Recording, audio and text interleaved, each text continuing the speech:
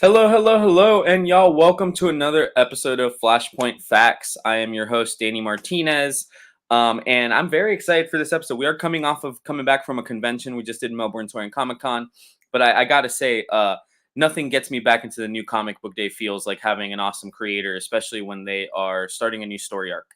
With that being said, guys, I have Elliott Kalan here.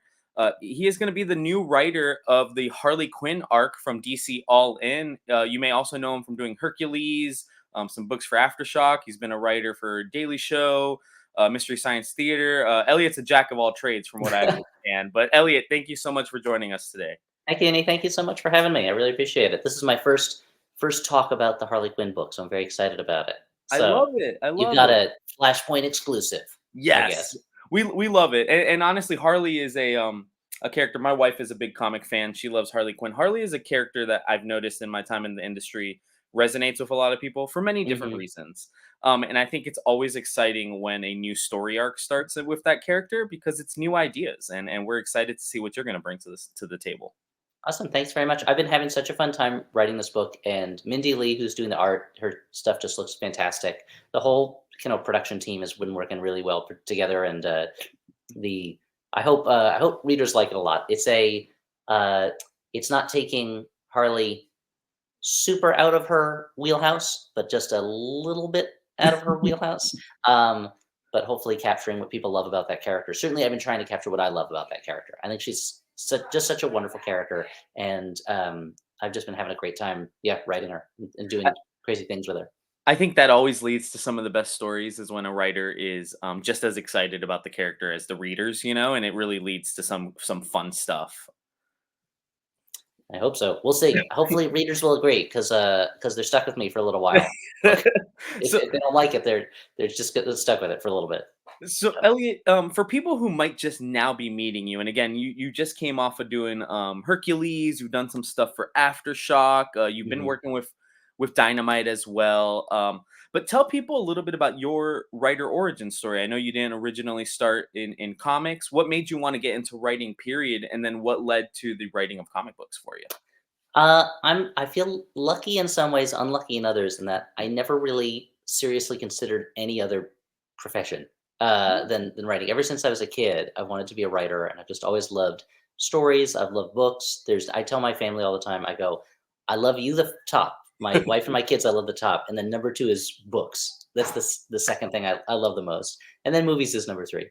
But I've always been a reader, and I've been a comic book reader for many, many years. I started the way so many young people started when they were kids like me in the 80s with like Archie comics and things like that. And but I very much remember when 1992 was when I first started getting really into superhero comics and kind of more, I guess you could call them grown up comics, but it's still, like, that halfway grown up step where it's not Archie, but it's not Mouse. It's like Yeah, Spider yeah. Man.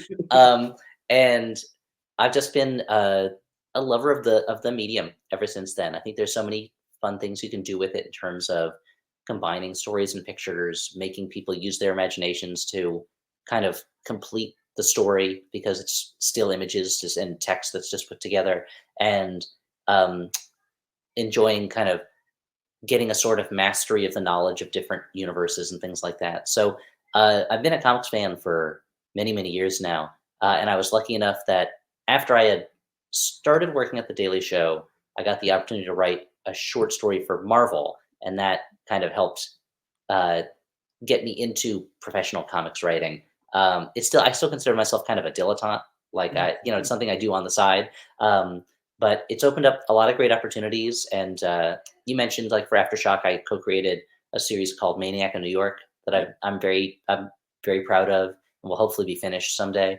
And it's just something that, I'm living the dream. I wanted to do this ever since I was a kid, and was coming up with my own stories and trying to draw them, which was a mistake. And now, getting to do it for real, with the real characters. So when people look at your comic credits, they're gonna obviously see you got to do some stuff with the Disney Dynamite stuff. You did hmm Hades, you did Hercules, you did Maniac in New York with a fellow Floridian Andrea Moody, hmm and you've gotten to do some like Spider-Man, Wolverine stuff. You also did Miss Atonic, which I thought was really cool. But do you have, prior to taking over Harley, did you have a favorite superhero, a favorite comic book character, a favorite? I mean, I know you started with Archie, but was there something that just completely resonated with you and like just always had to be a pickup for you? I mean, there's if this is going to be the least exciting answer probably, but Spider-Man was, I think Spider-Man is maybe the greatest character in fiction, and was a character um, who really resonated with me, who I really identified with. This character who was kind of like trying to do his best, but is overstretched at all times, and lives by a code and finds it difficult to live by that code, but is trying his best, even though um, he has trouble balancing his, what you call his work life, I guess, with Mhm, his mhm. personal life. The other character who I've loved for many years is Adam Warlock, who Ooh. I've always found really fascinating what Jim Starlin did with that character years and years ago, turning him into this character who's a real like uh, 1970s, seeker of Mhm. self-knowledge type character.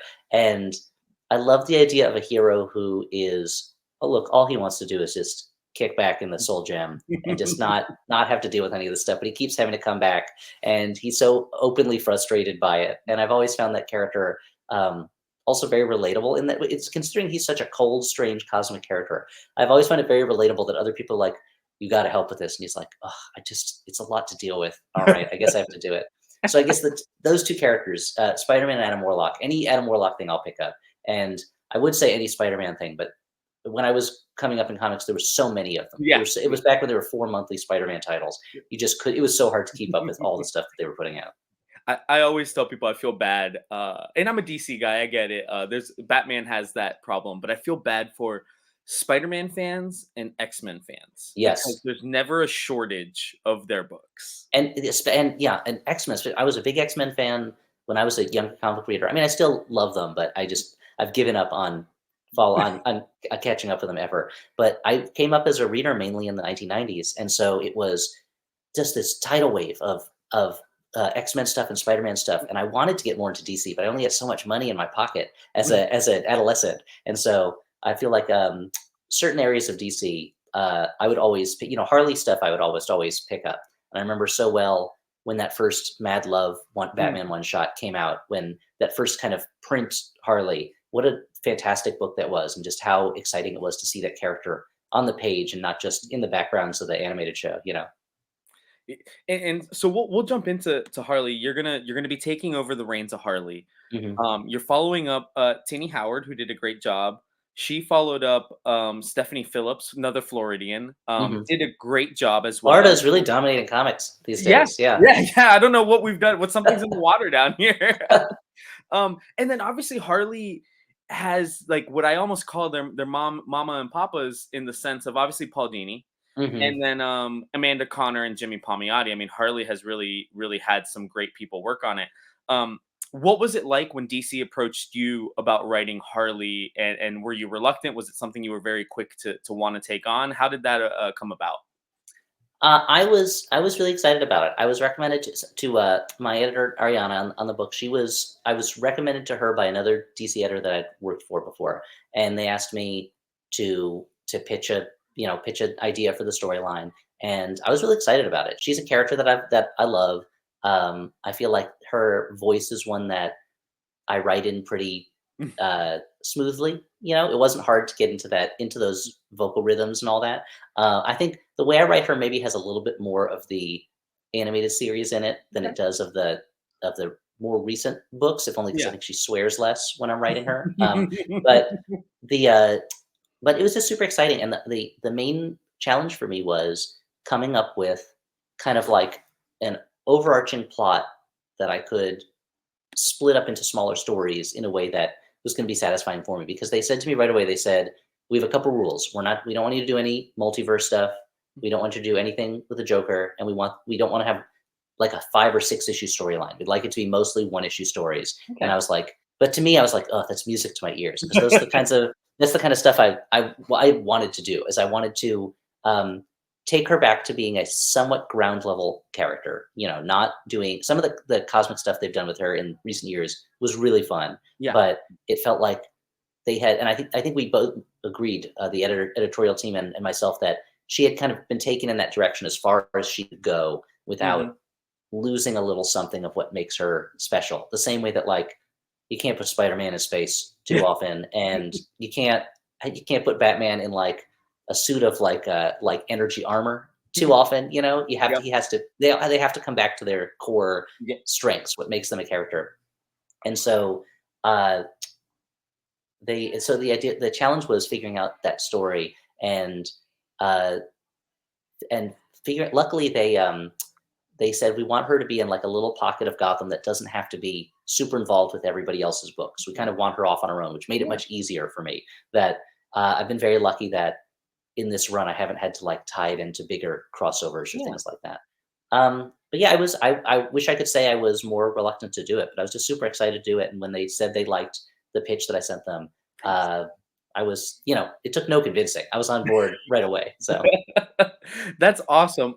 You mentioned a little bit just how yours is a little different from what has come before. You know, you mentioned it's a little bit closer to animated series. But what can people expect from your run without obviously spoiling anything? Obviously, you're going to take a little bit different tone than what Tinny was doing. The synopsis sounds real fun. You know, Clown Queen of Crime is back. But again, I love the fact that you guys mentioned no Joker because I think a lot of us I've kind of been jokered out, especially when it comes to the Harley relationship. So yes. how have you approached this arc? So I wanted to have her kind of go back. She's going back to the streets, I don't know, or something like that. So the main thing I wanted to go for in this arc was for it to be really funny, but also kind of meaningful for her, like her um, not being introspective because Harley is not the most introspective character. Although I guess she kind of is. She's very introspective to the point of recognizing a problem, and then she does not go further with solving that Yep. problem. But Yep. in this, I can tell kind of like the basics of this storyline are she has something's not going right in her life. She decides she's going to go back to her roots and goes back to the neighborhood that she first lived in Gotham when she was a medical student, when she was getting her her psych degree, which at the time was called Throat Cutter Hill and is now being turned into a development called No We Go Soe, which stands for Northwest Gotham Southeast. And there's this big high rise development that's there, and it's kind of changing the whole neighborhood, and it's pushing out the people that she knew when it was the most crime ridden neighborhood in all of Gotham, and like kind of charmingly full of crime. Everybody there was a criminal, and so I guess the simplest way to put it is kind of like Quinn versus gentrification in a way. But but once she does that, she's going to meet the people in that neighborhood, and she's going to have her kind of main villain in this woman Althea Klang, who is the leader of this development process. But the two of them are going to fall into kind of one of these classic hero villain romantic tension type storylines, and it's been really fun to figure out kind of like individual stories that can be building this tale. And along the way, we're going to see a few Batman villains we've seen before. We're going to see a couple of new, pretty goofy characters.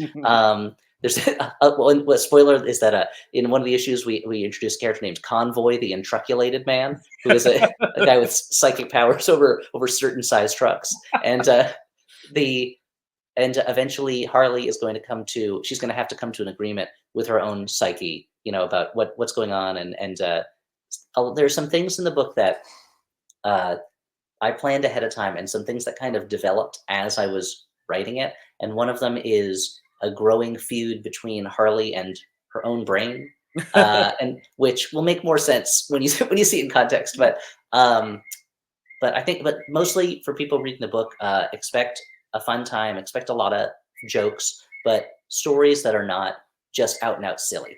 Stories that have actual story to them and actual danger stakes. And Harley Quinn I feel bad, she gets beat up a lot, and the but there's one episode, there's one that shows my television training. Uh, there's one issue where, again, this is a spoiler, where I've tried to cram in as many different clay faces as I can into one issue.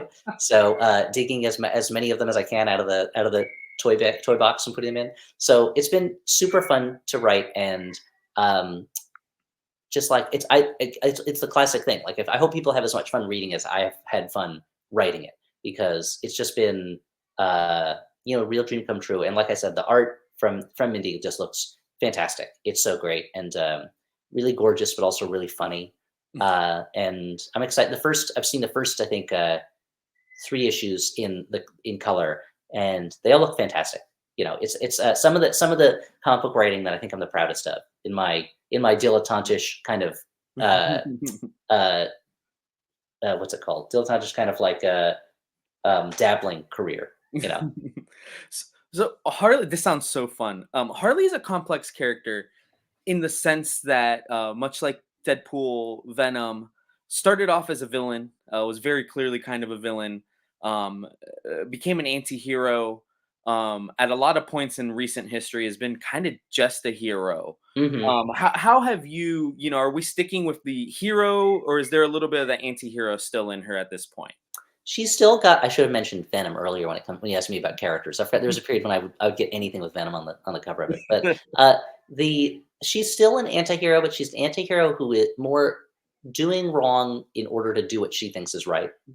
She thinks what she's doing is overall just, that she's trying to stop this neighborhood from being kind of bulldozed and changed in a way that the people who've lived there all their lives aren't able to stay. But she goes about it in the ways that are in bad guy ways. Mhm.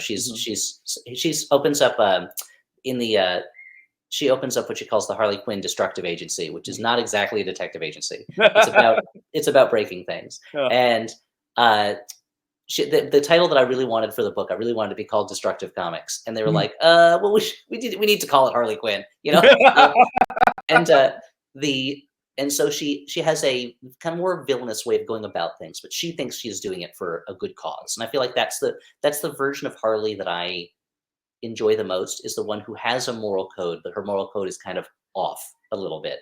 And it's not that she's not working with Batman, and she's also not working with the Joker. Instead, she is doing what she thinks is right or what she thinks is fun, and she's following her own rules to do that, rather than a character who is kind of like cruelly or actively malicious. I feel like that's never been Harley Quinn. It's always been because she either thinks she's helping someone and is wrong, or she just gets carried away. Like, she just likes having a good time. She can't control herself sometimes. That's how Harley should be. It really is. You hit it right there. I talked to Dan Waters previously on our last episode. He's doing Nightwing for DC All In, and from my understanding, the All In initiative is very much supposed to be, even though the numbering has stayed the same. This issue is number 44. Mhm. It is supposed to be fresh jumping on points. If somebody hadn't read the first 43 issues, they can jump right into your run and feel comfortable. Is that how you guys approached writing this? Yes, I think it would help to know the basics of who Harley Quinn is as a character, but other than that, you don't need to know anything that's been going on in the book before now. It's not a reset in terms of none of that happened, Yeah, yeah, but yeah. it is a reset in terms of you don't need to know it.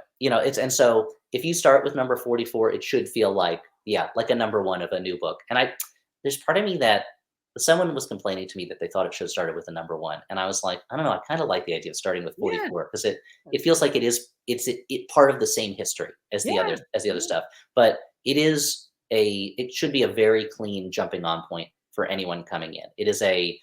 We're not dealing with necessarily plot threads from previous stories. We're not ignoring them, but we're not directly addressing them. And Yeah. instead, it's a new adventure for Harley.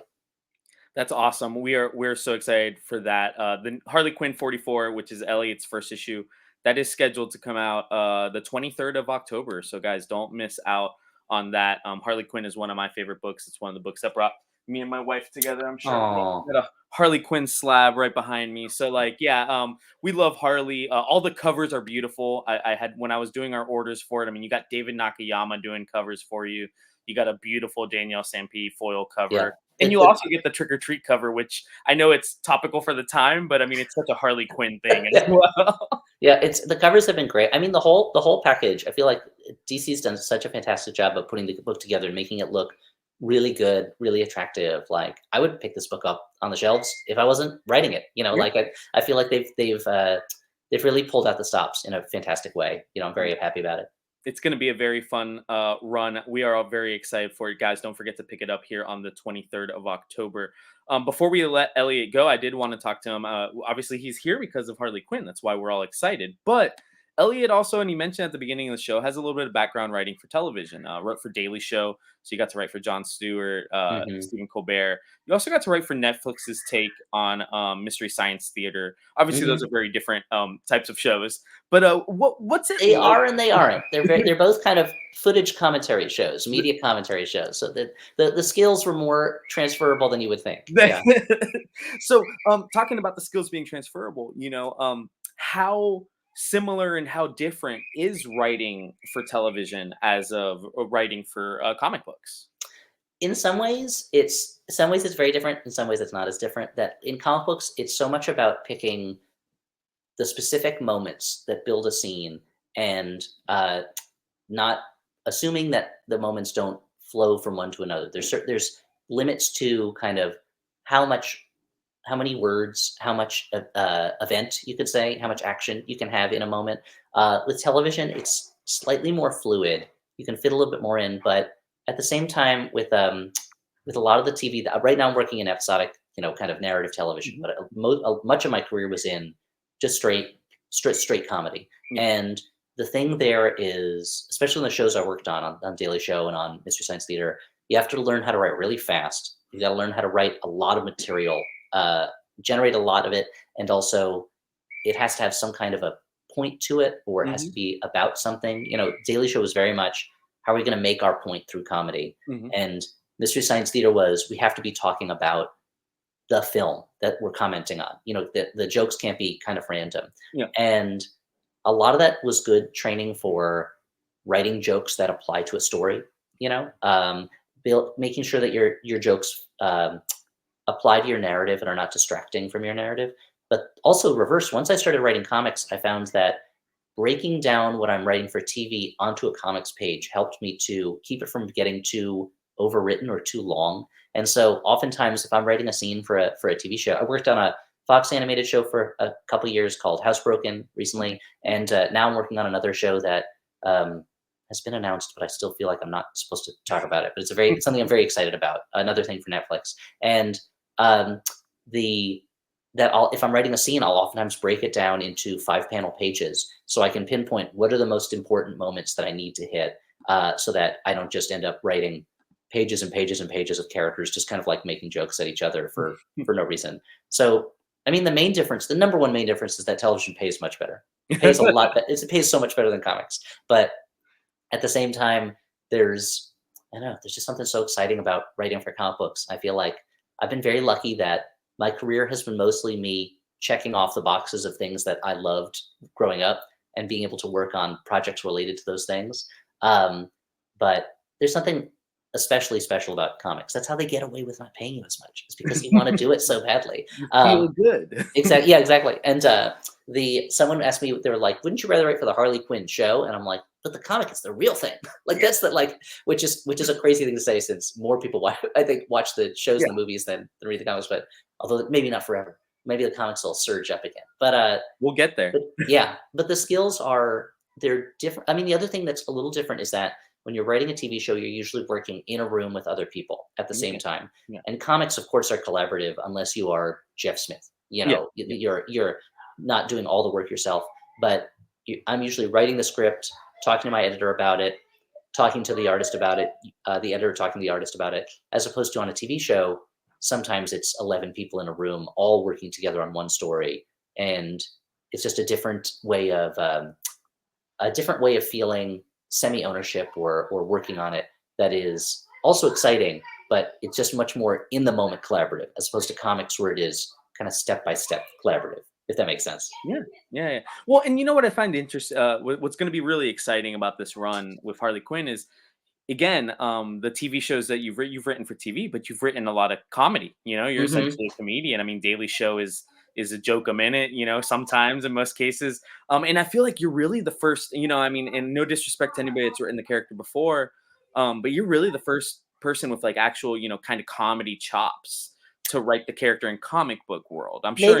Maybe like overt comic experience, because there've been a lot of funny Harley Quinn Oh yeah. books, Oh yeah. but Yeah. definitely there's a one of the things I want people to think the book is really funny, and the I don't know. That's part of the fun of it. I feel like there's been a lack of like funny people writing the Joker, for Yeah, instance, over yeah, the yeah. years, and it means that like he's often scary but not that funny, and like and so I don't know. I hope people find that this Harley has like a funnier edge to her, you Yeah, know. But it's again no disrespect for the many sure. great writers who have worked on the book before, because some of those are just like such fundamental runs in terms of creating that character, establishing who she is, expanding what she can do.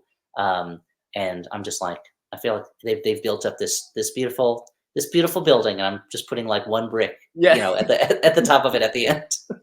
And it's funny because like Harley has been funny in the past, and again, I don't know where Amanda and Jimmy what their background came from before comics, but they really they're to me they're the Joe Kelly of what Joe Kelly did to Deadpool and making Yes, him yeah, funny. They're kind of the Joe Kelly of Harley in the sense that she was around and Paul Dini did a great job, but they made her the character that everybody fell in love with. And I'm glad that people have built on that in different scenarios, different bricks and different parts of the yeah. building. They really established how she functions as her own character, like how she functions solo in a way that it set her up for many years of Yeah. being a great character. So it's the way that like Jim Starlin did with Adam Warlock, uh or like who did you just mentioned about, oh yeah, Joe Kelly with Deadpool, taking this character who existed already, but finding the thing that is resonant and incredibly strong about that character, and being able to pull it out. That's an exciting thing about working in comics too, is seeing that happen where someone can take a pre-existing character and add to it Yeah. so much that it becomes impossible to imagine the character without those elements. Exactly, exactly. Made it fundamental. Yeah. Before we let you go, I do have one more question. I always like to end the show on kind of a more fun question.